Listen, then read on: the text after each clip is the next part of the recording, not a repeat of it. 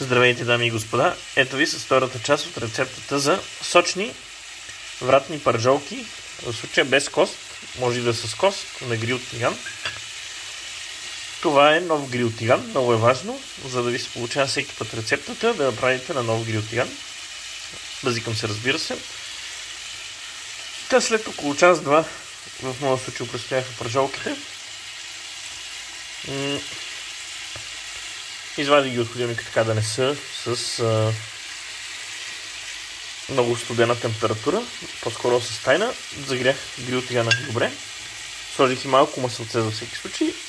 Пържолите са мазнички, те ще си пуснат сос.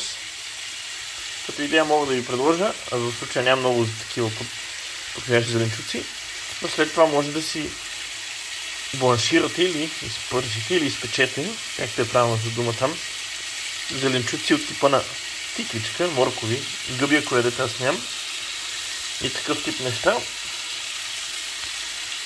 Печеме от всяка страна около 2-3 минути. Не е добре много да ги запържваме, да не ги изсушиме, все пак да останат сочни пържолките. Както виждате, тези са хубави.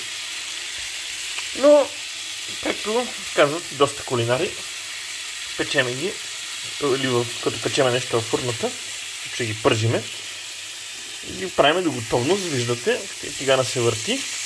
Ето как е, трябва още. Тъй, че може би ще ги остава за още около една минута. Виждате, и цвета от тази страна почва тук да погорява, което значи, че от тук са готови.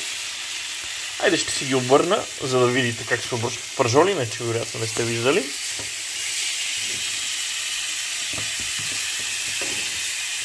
Като не очаквах толкова да се върти тигана. Но виждате, тази е по-добре тук от тази страна, има си хубав загар. Ще бъде хубава. Имам и нова щипка специално за епизода. И горе-долу това е. Печете до готовност, както ви харесват. Някои ги обичат по-добре изпечени, други не толкова. Все пак е свинско месо, хубаво е да си изпеченко. И това е.